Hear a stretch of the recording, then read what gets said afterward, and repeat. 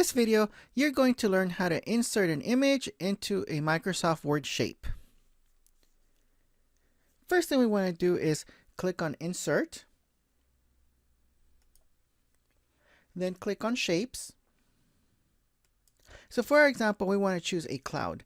So we're going to go down here to the callouts, and you see that the fourth one from the left here is a thought bubble cloud. So you click on the shape you want, the cloud, and your pointer is going to turn into a crosshairs like you see here on the screen, that little plus sign.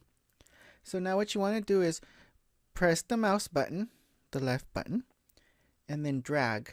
Hold the mouse while you're dragging until you get the size that you would like, and then you let go of the mouse when you're at the size that you would like. So you see our cloud shape came up this default blue, but the color doesn't matter because we're going to fill it in with an image. So now what you want to do is get your mouse, and somewhere along the edges, when you see the 4 arrows for your pointer, you want to right click and then choose Format Shape. So go ahead and click on Format Shape, and you're going to see the Format Shape pane open up on the right side here. And what we want to do is look at the fill. So I will go ahead and click on Fill, and we want to fill our image with a picture. So we will choose Picture or Texture Fill. And you get these options. Now you see on my screen, this was the last image I had used. You might not have anything or a different picture.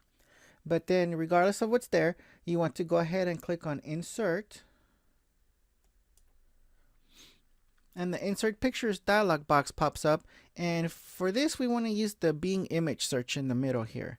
So we will click there where it says Search Bing. And for our example, we used a whale. So we're just going to go ahead and type in whale.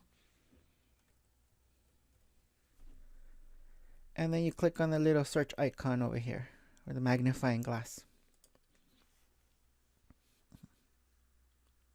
So you see a bunch of whales come up on your screen, and you can choose any image, of course, but I'm trying to match what I have on my handout here, and it's this image right here. So I will click on that one time, and then I will click on Insert.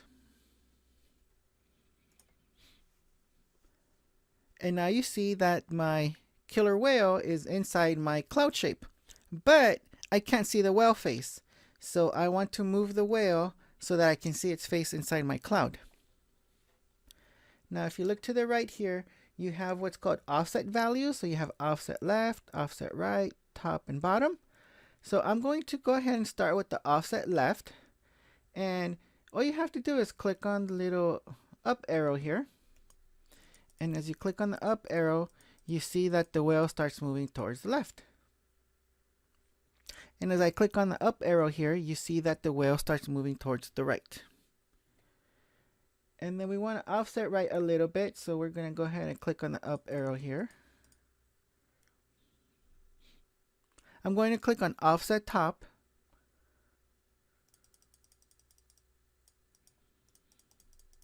And you see how the whale face is getting into position there. So there we're adding to the offset. You can actually take away from the offset. So for example, where it says offset bottom, I can click on the down arrow and notice how the tail or the fin area in the back here goes down farther so you can't see it. So if I want this also to move to the right, first what we did was offset left, but we can also go down on the offset right here. And see how I'm going in the negative number now? So now you should be able to see the face, and you've seen how you can use the offset values to move the image within your shape. And I'm going to make this smaller now, so I'm going to go to my corner. So we're going to use our little corner resizing handle. And I'm going to make this smaller, and I'm just going to keep it here so I could reference it so we can compare it to the next step that we're going to do. You can use any of the shapes that are in Microsoft Word to do this, but what if you would like to draw your own shape? What if you want to just do something, original or something that's not there? Or maybe you like the cloud, but you would want it to be a different kind of cloud, whatever the reason is. So you will go to Insert and Shapes again. So this time we want to choose one of the lines because what we want to do is draw our own shape. And we're going to go to the line here that says Scribble. Freeform Scribble right there on the end. And again, you're going to get a crosshair. But now instead of clicking and dragging to make the shape the size you want, you're going to click and drag to draw what you would like. So if I want to draw a cloud, I'm pressing the mouse.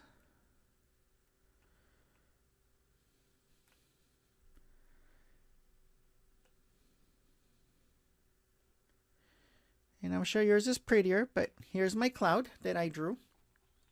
And once you draw the cloud, notice how I made sure that the 2 points ended up at the same place. You have to connect the shape so that it fills in. And then I can resize it. So if I want this a little bigger, I can use my sizing handles on the sides and on the corners here.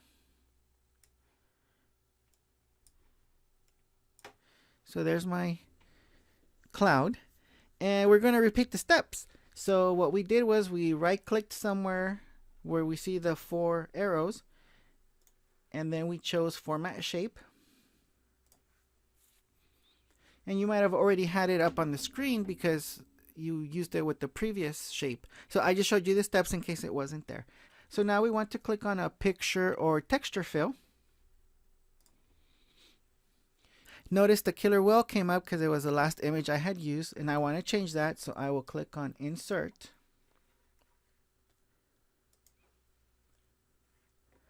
And instead of a whale this time, I'm going to type in elephant.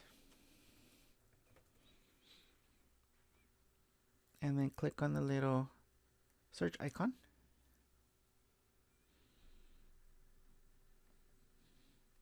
And you see a lot of elephants there. I'm just going to pick the second one here on my list. Click one time. Press Insert. And again, we have our elephant in the shape, but we can't see its face. So now what I want to do is use the offset values in order to bring the face of the elephant into my cloud.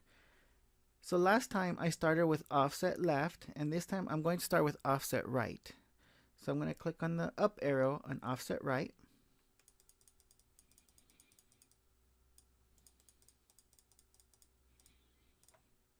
And I want it to go a little bit up, so I'm going to decrease the offset top.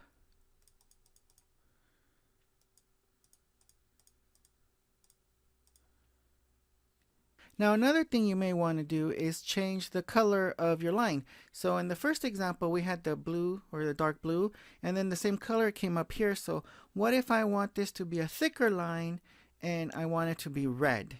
So then we can use the options over here for the line. We used fill the first time.